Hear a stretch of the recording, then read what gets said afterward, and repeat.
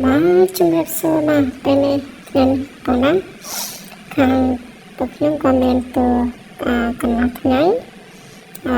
សម្រាប់ថ្ងៃនេះពួកខ្ញុំបានមកដល់បងជួបហើយតួ countryside បាទមកបានឃើញហ្នឹងគឺស្រស់ស្អាតណាស់បាទការជួបនេះគឺជាសកម្មភាពភ្ញៀវយើងគាត់បានធ្វើដំណើរមានអ្នកខ្លះក៏យើងមានជិះកង់កាត់ទឹកតិចតួចដែរប៉ុន្តែឥឡូវយើងដល់លើដើម្បីឆ្លងតាមមករៀងទៀតពីព្រោះ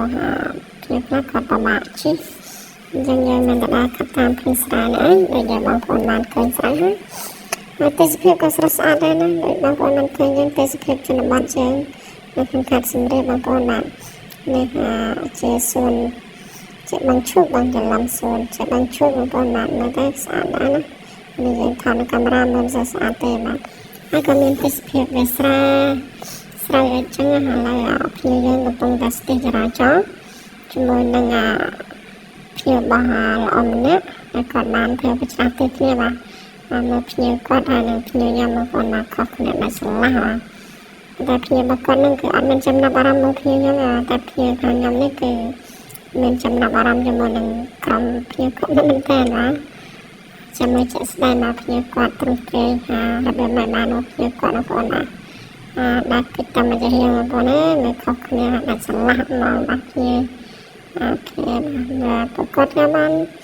ឈប់ថតរូបថតអី selfie អីជាមួយនឹងភ្ញៀវរបស់លោកពូនៅខាងវានេះដល់ពេលខ្ញុំបានមកដល់តាមផ្លូវវាមានតិចខ្លះក្តៅខ្លះគឺផ្លូវកាត់ភូមិប៉ុន្តែយើងជិះស្រោបផ្លូវនេះគឺវាមាន10អាស័យ3អាស័យចឹងបងប្អូនបាទមើលទៅគឺស្អាតនេះទេសភាពនេះយើងជិះតាមនៅរដូវវស្សាវិញគឺមើលទៅគឺស្រស់ស្អាតតែបងប្អូនគឺបាច់តង់ហ្មងបាទឥឡូវនេះគឺសកម្មភាពនេះគឺយើងចាប់ផ្ដើមទៅឆ្លាក់កូនដែរបងប្អូនបាទមើលភ្ញៀវតែគាត់ចូលចិត្តមានចំណាប់អារម្មណ៍នៅឆ្វេងមើលស្ដាំទេសភាពគាត់គុណនៅតាមផ្លូវដែលពួកខ្ញុំបាននាំគាត់ជិះតាមលើស្រកស្រែយើងណាទេសភាពស្រស់ស្អាតបាននេះគឺជាទេសអ្នកភូមិវា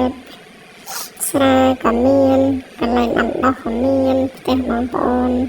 យើងនៅតាមជនបទស្ងាត់ដាច់ពីទីក្រុងណាបងប្អូនបាទនេះគឺសកម្មភាពរបស់គាត់បានចោះថតពីសកម្មភាពគ្រួសារគាត់បានហាស្រូវបងប្អូនបាទស្រូវកាត់កណ្ដាលហាស្រូវស្រូវកាត់ហូបនំប៉័ងយើងកាត់ឃើញស្រូវកាត់ឆ្នោ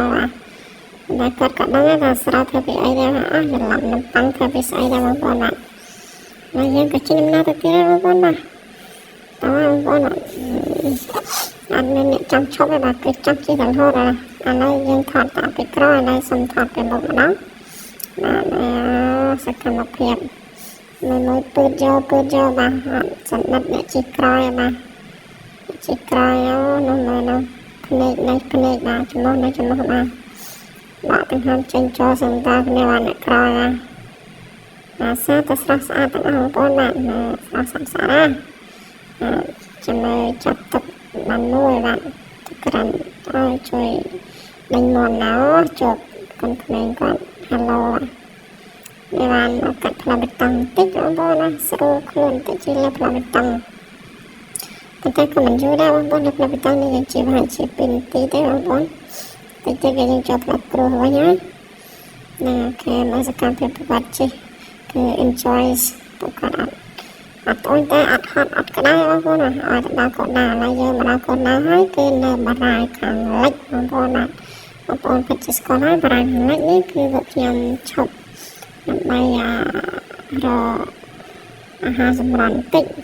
រកឲ្យញ៉ាំឬក៏ផឹកបន្តិចបងប្អូនណាហើយអ្នកមើលតែស្ងាត់ជំនុំហ្នឹងណាបារាយនេះអត់សូវមានមនុស្សទេបងប្អូនតែសារទឹកមនុស្សច្រើនបងប្អូនតែបារាយយើងក៏នៅស្អាតបងប្អូនអាចមកលេងមួយទឹកកំសាន្តឲ្យបានធម្មតាបាទមកនៅលក់ស្វាយបងប្អូនណាស្វាយ1គីឡូ10ខាំបងប្អូនណាកុំច្រឡំបងប្អូនអូខេឥឡូវនេះក៏ទិដ្ឋភាពសាច់អាំងត្រីអាំងអីចឹងណាបងប្អូនកាត់បបនេះជាតិណាបងប្អូនអើយមាត់អាំងអីចឹងណា ប៉ុន្តែពួកខ្ញុំអត់សមជាដាក់រំបងប្អូនណាហើយពេលខ្ញុំស្វាយ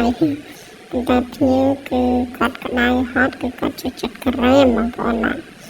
គឺគាត់គ្រាន់តែឃើញធុងការ៉េមគឺគាត់សម្បែកខ្វាក់ហ្នឹងណាបងប្អូនបានឃើញហ្នឹងអូដល់ហើយនេះធុងការ៉េមតាមមួយសួរនាំតម្លៃប្រមាណអីប្រមាណរសជាតិអីខ្លះបានឡើយលើកយកមកមើលវឹបអូខេនេះខ្ញុំសុំនេះណាអ្នកទៀតក៏សុំនេះអូខេបានម្នាក់មួយណាតើទៀតបន្ទាប់ពីហូបក្រែមហូបអីហើយក៏យើងចេញដំណើរទៅទៀតដើម្បីឲ្យចាប់បានដល់ប៉ុណ្ណាហើយក៏ដល់ទីបញ្ចប់ដែរបងប្អូនបាទប៉ុន្តែនេះជាសកម្មភាពដែលពួកគាត់ចូលរួមសប្បាយជាមួយនឹងពួកខ្ញុំរៀបចំតូឲ្យគាត់កន្លះថ្ងៃនេះបងប្អូនបាទហើយដល់ពេលចាំបញ្ចប់ពួកគាត់ក៏រីករាយសប្បាយជាមួយនឹងពួកខ្ញុំសម្រាប់ថ្ងៃនេះដែលនាំគាត់ដើរកម្សាន្តតែគាត់មកពីស្រកឆ្ងាយបានមកទស្សនាស្រកយើងតែគាត់អត់ជិះក្នុងក្រុងបានគាត់មកមើលនៅតាមព្រៃព្រឹក្សាតាវជនបទស្រកស្រែចម្ការយើងវិញបងប្អូនណាហើយបាននិយាយទៅក៏វាវែងឆ្ងាយណាស់បងប្អូនណាវីដេអូនេះគឺកាត់ទៅបាទមកកុំកាត់ដល់ជា10ម៉ោងណាបងប្អូនណាមិនចាប់នេះគឺចាប់ត្រឹមនេះយើងមកដល់គោលដៅហើយនេះក៏បានសង្ខេបប្រាប់គាត់ពីតំបន់នេះតិចតួចអញ្ចឹងយើងក៏បន្តដំណើរទៅអូតាវិញបាទខ្ញុំបាទសូមតាមបងប្អូនទាំងអស់គ្នាចូលចិត្តហើយនឹងស្រឡាញ់ជនបទពីពួកគាត់ដែរអញ្ចឹងបាទនៅខ្ញុំមកលេងមកបាទអរគុណជម្រាបលាបាទអរគុណច្រើនអូខេជម្រាបលាសុខសប្បាយ